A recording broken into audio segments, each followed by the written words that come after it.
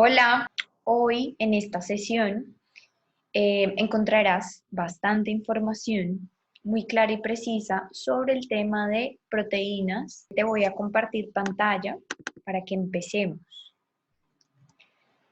En esta sesión lo que vas a encontrar entonces es información muy clara sobre la función de la proteína en el cuerpo y sobre todo porque es muy importante que todos tus platos de comida, es decir, tus tres comidas principales, siempre tengan presente una porción de proteína, pero además que sepas cuál sería esa cantidad de proteína ideal a comer y cómo escoger la proteína de la mejor calidad. Vamos a empezar entonces con las proteínas.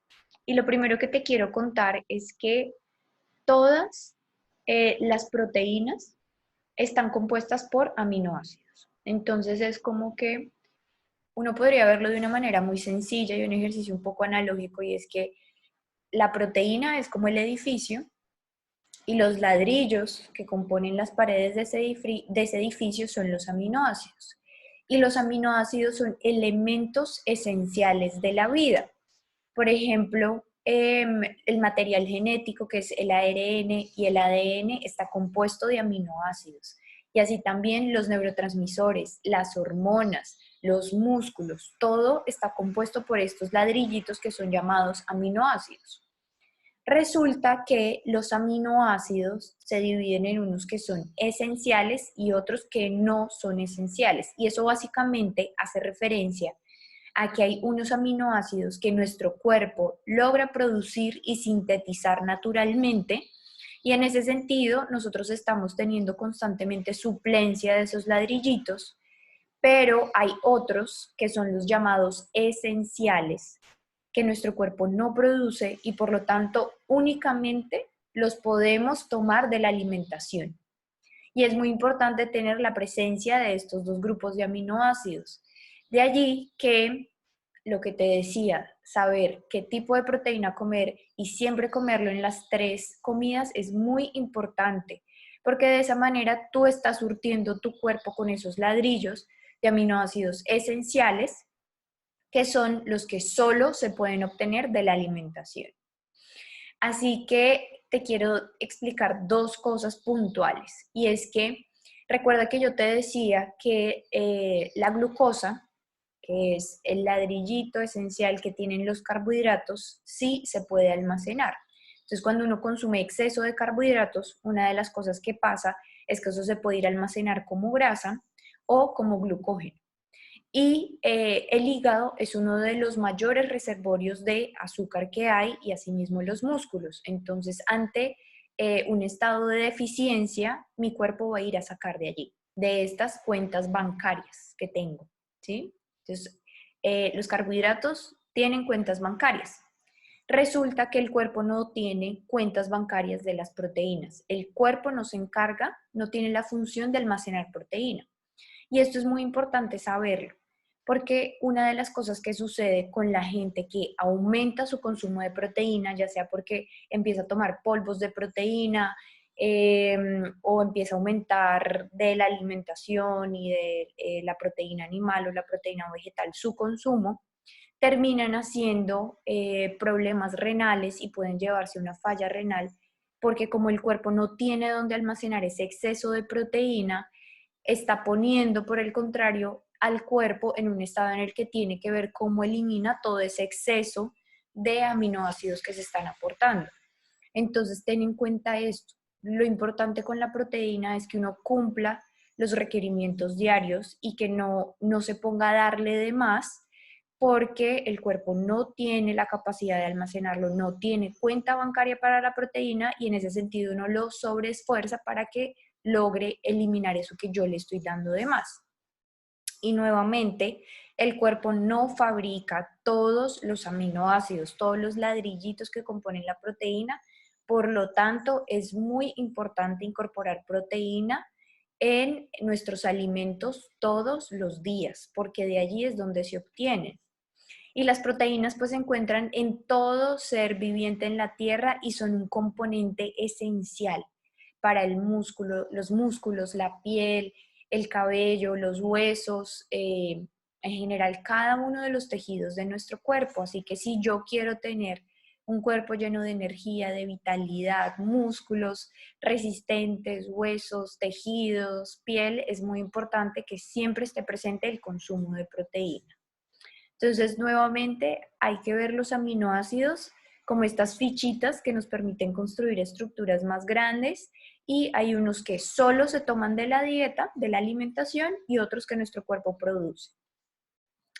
Y la proteína entonces es súper importante además porque es esencial para el desarrollo y el funcionamiento adecuado de los músculos.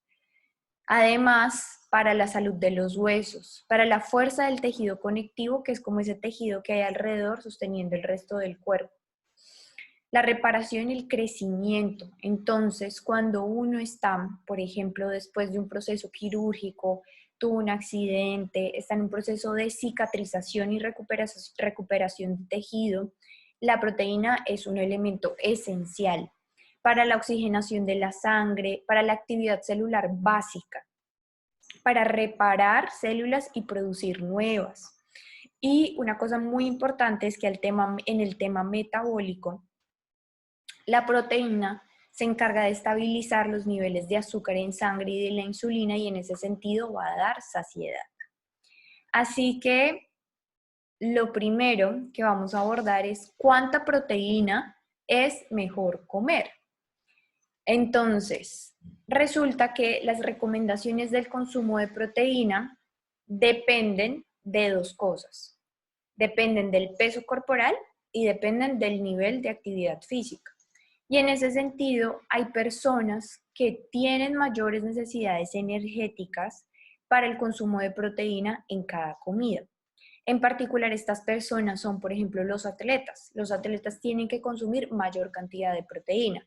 Las mujeres embarazadas, los lactantes, o sea, los bebés que están aún tomando lactancia materna, las personas mayores y aquellos que se estén recuperando de una enfermedad, de una cirugía, de algo que requiera que el cuerpo vuelva a cicatrizar y a formar nuevos tejidos. Son personas que durante ese tiempo, temporalmente, pueden aumentar su consumo de proteína porque son ladrillos esenciales. Entonces, para saber exactamente cuánta proteína consumir, hay dos opciones. Una de estas es una, digamos, como una posibilidad más empírica, y es que en general la mayoría de personas necesitamos comer de 3 a 4 onzas de proteína, que eso corresponde a 85 a 115 gramos por día. ¿Listo? Entonces, si yo quiero saber cuánto puedo escoger de proteína animal, puedo usar la medición de la palma de la mano. Entonces, el tamaño de la palma, un tamaño medio, es el promedio de porción de proteína que yo puedo incluir en cada comida principal, si estoy hablando de proteína animal. Si yo estoy hablando de proteína vegetal, puedo usar el puño, que eso es aproximadamente 3/4 a una taza de proteína vegetal, y de esa manera pues puedo elaborar mis platos. Hay otra opción que es calcularla.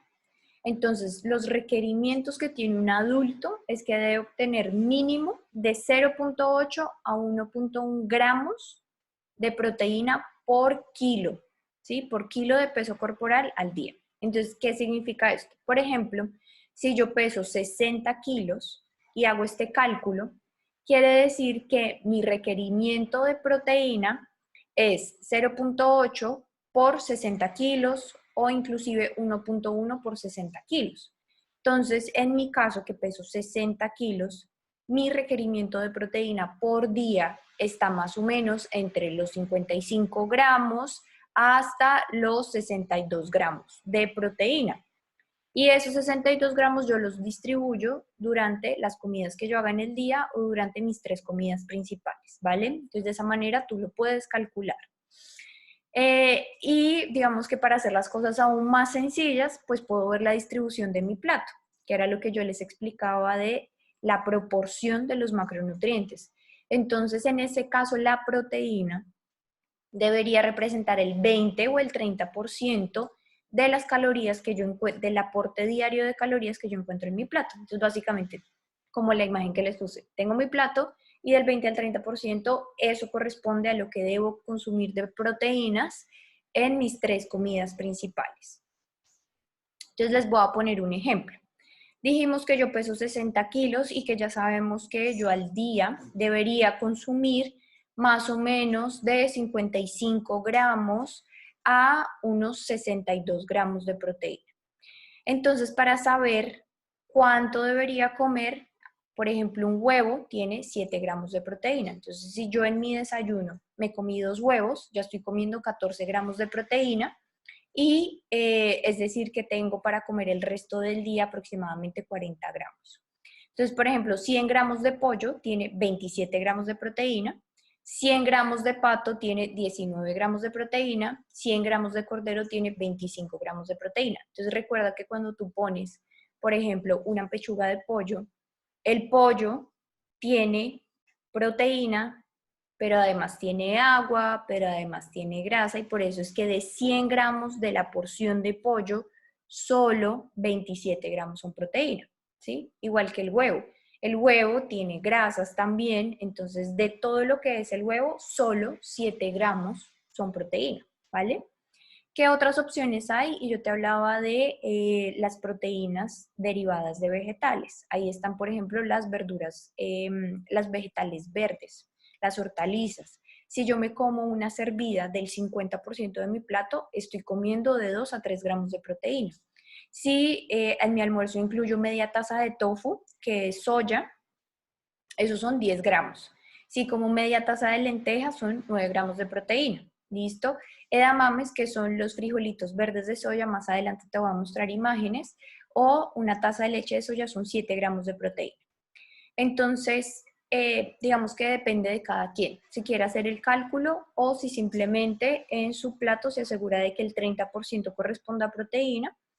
Y de acuerdo a eso, pues ya comiendo, por ejemplo, un huevo al desayuno, más o menos de 100 a 150 gramos de pollo o de carne y luego en la noche volviendo a comer, por ejemplo,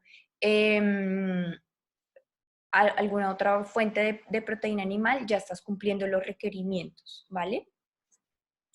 Lo segundo que vamos a abordar entonces, ¿cuáles serían las fuentes de proteína? Entonces, las fuentes de proteína son 3. 1, la proteína derivada de animal. 2, la proteína derivada de fuentes vegetales. Y 3, las proteínas en polvo. Esas son las 3 fuentes de donde yo puedo obtener la proteína que necesito para consumir a diario. Vamos a empezar hablando de las proteínas animales. Y las proteínas animales se consideran que son completas porque precisamente estas son las que tienen los aminoácidos esenciales, que recuerda son los que yo te decía que solo se pueden obtener de la alimentación. Entonces, cuando yo como proteína animal, ya estoy asegurando que estoy dándole a mi cuerpo esos ladrillitos que necesita suficientes de diversidad de aminoácidos. Y acá están pues las carnes, los huevos, el pollo, los pescados, los mariscos. Y vamos a hablar puntualmente de varias cosas. Uno, por ejemplo, los lácteos hacen parte de estas fuentes de proteína, pero quiero hacer 3 aclaraciones respecto a los lácteos. Es que si yo tengo una intolerancia a los lácteos, porque cada vez que consumo algún lácteo me distiendo, me dan gases, me duele el abdomen, yo soy una persona que debe evitar los lácteos. Porque recuerda lo que yo te decía en la semana 1 y es que habían alimentos que eran inflamatorios para el cuerpo y eran síntomas que podían ser muy evidentes y que tú decías, este alimento a mí me cae mal. Entonces, si esos son alimentos inflamatorios, es como si yo todo el tiempo me estuviera dando una dosis de inflamación y eso no es bueno. Entonces, si yo no digiero completamente los lácteos, debo evitarlos.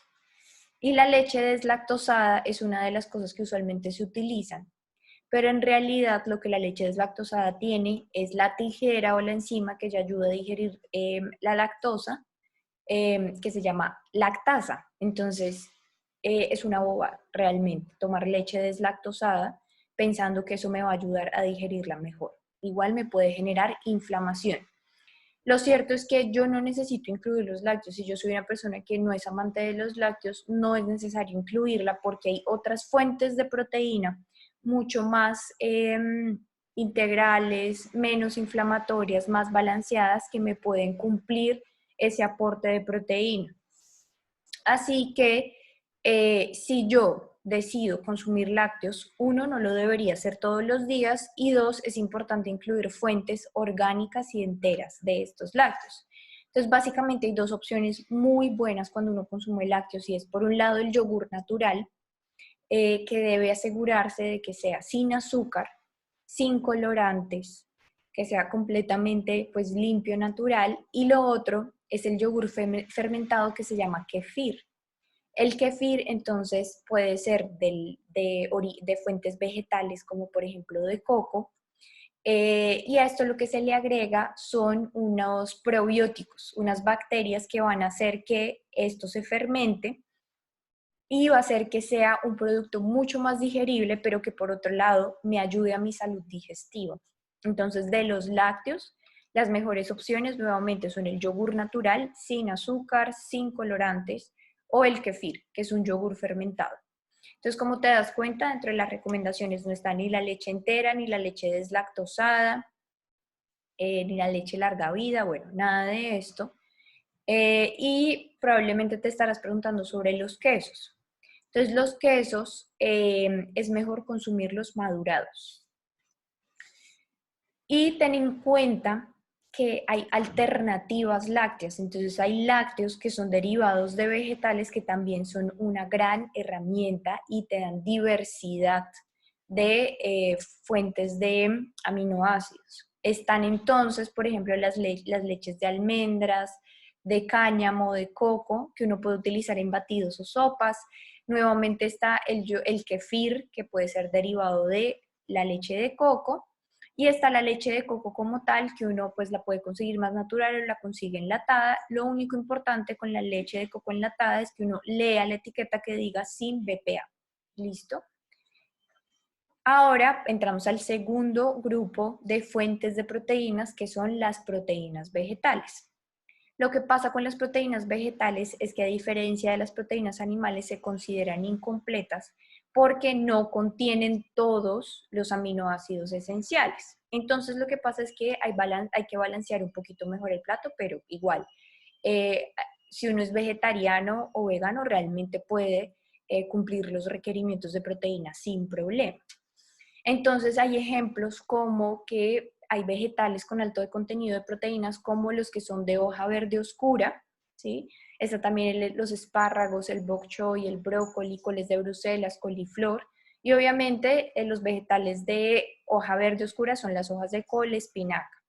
Y hay otros que son, por ejemplo, el tofu, que es derivado de la soya, el tempe, que es un fermento de soya también, y la espirulina. Otra de las opciones entonces son las legumbres. Las legumbres son fuente de proteína y de carbohidrato y las legumbres son el frijol, la lenteja, el garbanzo, la arveja. Y tienen además otros beneficios como que son ricas en folato, potasio, hierro y magnesio, que además son minerales y vitaminas esenciales para los procesos celulares. Entonces cuando yo consumo esto estoy dándole variedad de información a mi célula. ¿Qué es importante? Que es un poco como los lácteos. Si yo soy una persona que tiene, por ejemplo, colon irritable o que detecta que las legumbres le caen mal y lo inflaman, es importante no consumirlas, porque es como estar tomando esa dosis de inflamatorio en el cuerpo y es importante ayudar a que el cuerpo se mantenga desinflamado. Entonces, si uno no come legumbres, igual va a tener otras fuentes de proteína que van a ayudar a que uno supla esa necesidad diaria de proteínas. Otra cosa que te quería contar respecto a las legumbres es que una de las cosas importantes es siempre dejarlas en remojo antes de cocinarlas. Ojalá de 6 a 8 horas antes, y uno las puede dejar en remojo en bicarbonato o en vinagre, y esa agua hay que desecharla y volver a poner una buena cantidad antes de cocinarlas.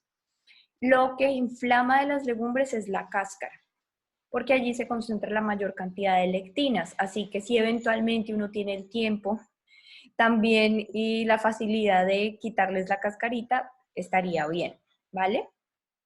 Y la segunda opción de fuentes de proteínas vegetales son los frutos secos y las semillas. Y estas son fuentes de proteína y de grasa y además, así como las legumbres, tienen otras fuentes de vitaminas y minerales como el magnesio, el zinc, el selenio y el cobre. Entonces, los frutos secos es lo que popularmente se conocen también como las almendras, las nueces de pecan, las nueces de Brasil, los marañones, las avellanas. Y acá quiero decirte algo que más adelante te voy a volver a repetir, y es que el maní no es una nuez, el maní técnicamente es una legumbre. Entonces no pienses que cuando comes maní estás aportando fuentes de frutos secos. Entonces por eso recuerda que en la primera semana uno de los alimentos que estaba en esa tabla de cosas a eliminar era el maní. ¿Listo? ¿Qué son semillas? Semilla de chía, semilla de linaza, de calabaza, de girasol, de ajonjolí. Y el tercer grupo entonces son las proteínas en polvo. Lo ideal es que uno consuma proteína de fuentes naturales, ya sea de animal o de vegetales, porque resulta que las proteínas en polvo, asimismo, las pueden elaborar con proteína de fuente animal, como el trigo, el suero de leche, huevos, y hay otros que de proteína vegetal. Y como son alimentos procesados, muchas veces las proteínas no son de la mejor calidad y pueden, por el contrario, inflamar el cuerpo, deteriorar la salud y alterar el sistema digestivo. Entonces, solo hay unas proteínas muy contadas que realmente uno diría que son de buena calidad y ojalá fueran naturales, no proteínas sintéticas.